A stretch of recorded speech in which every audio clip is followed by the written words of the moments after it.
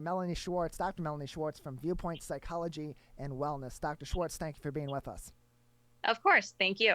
So how have you been? It's been a little while since we've had you on last. I'm doing good. We'll let kids finish school, so we're on to summer break now.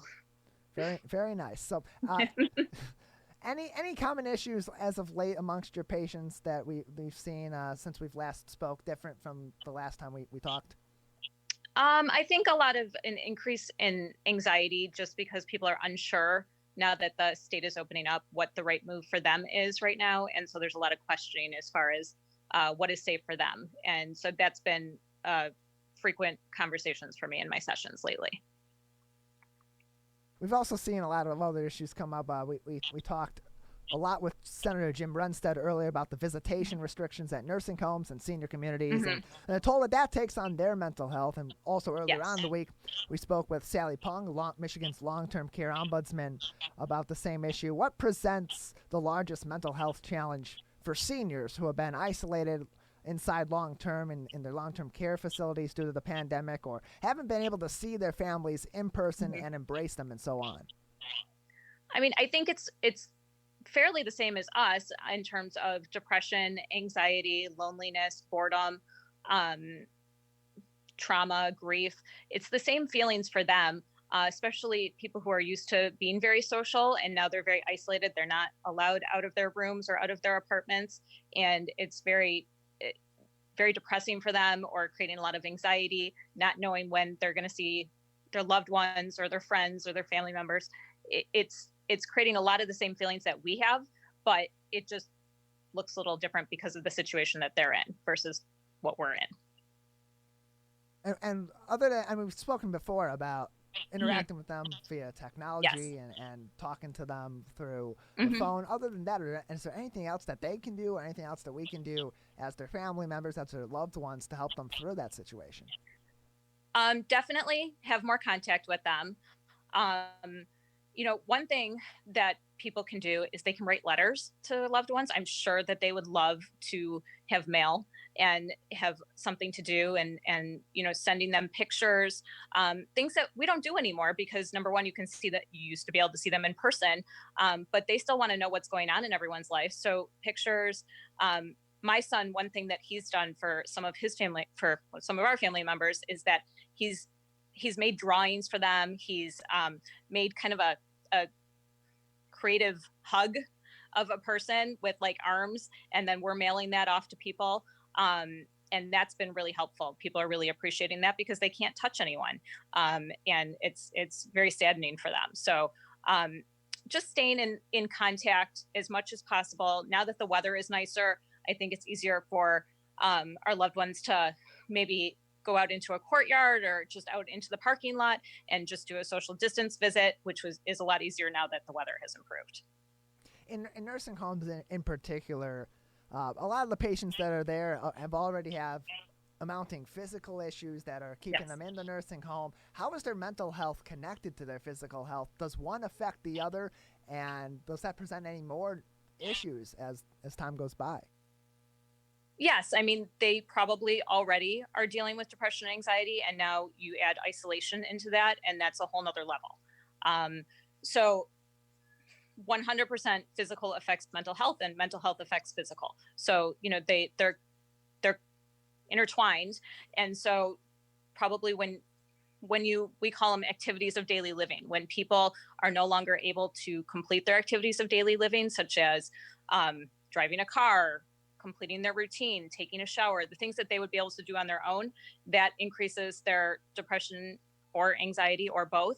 And then you add, again, like I said, add isolation into that.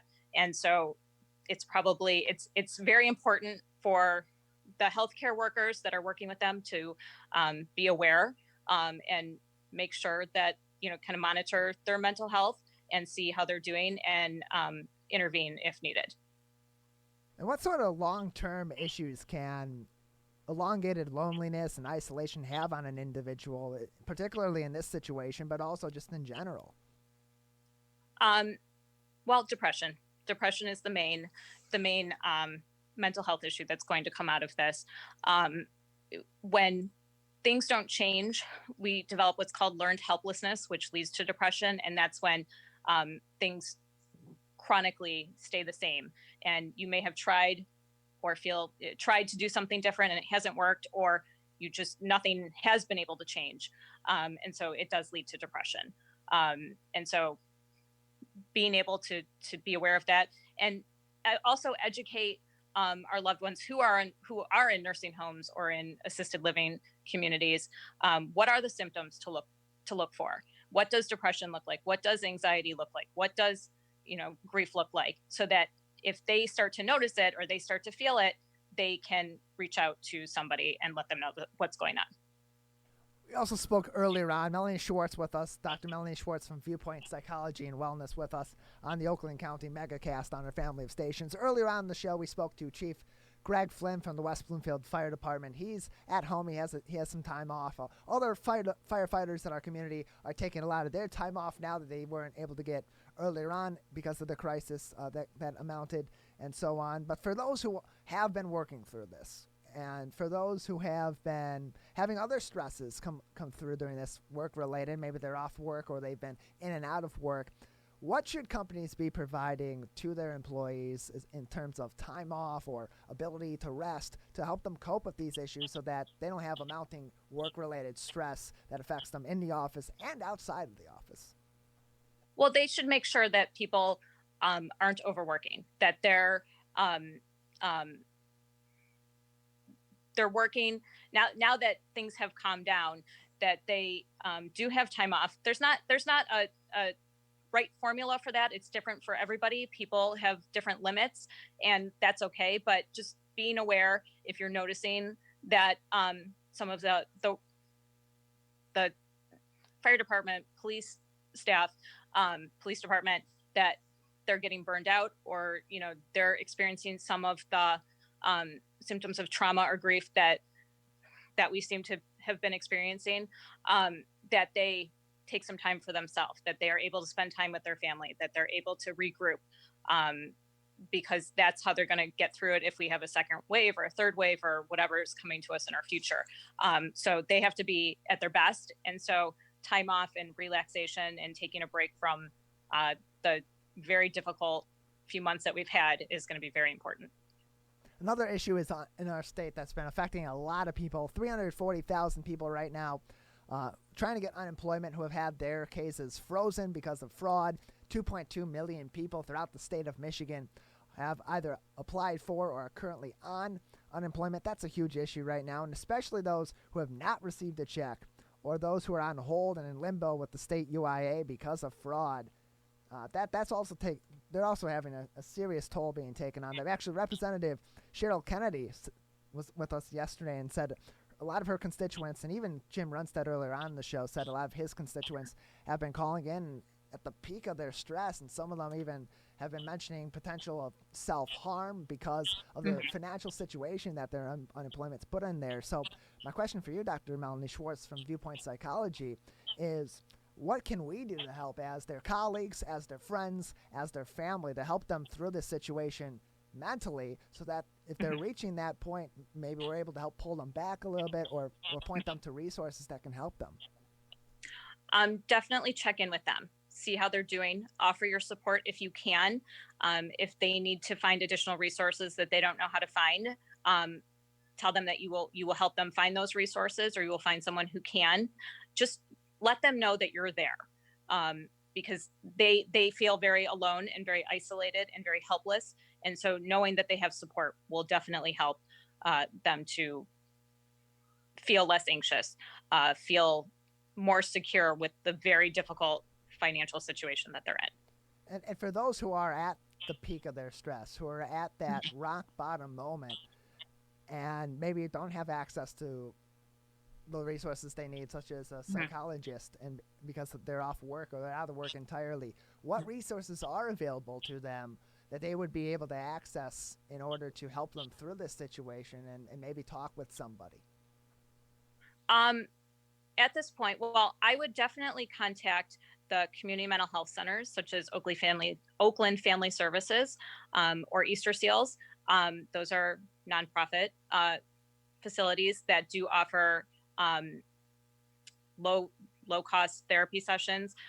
There's hotlines out there, such as the suicide hotline, crisis hotline, and contacting the people who work at those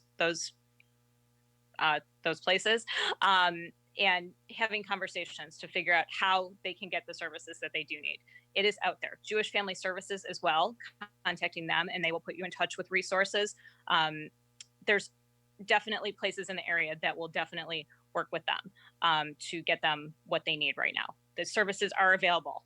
You just have to reach out, and they will make them available.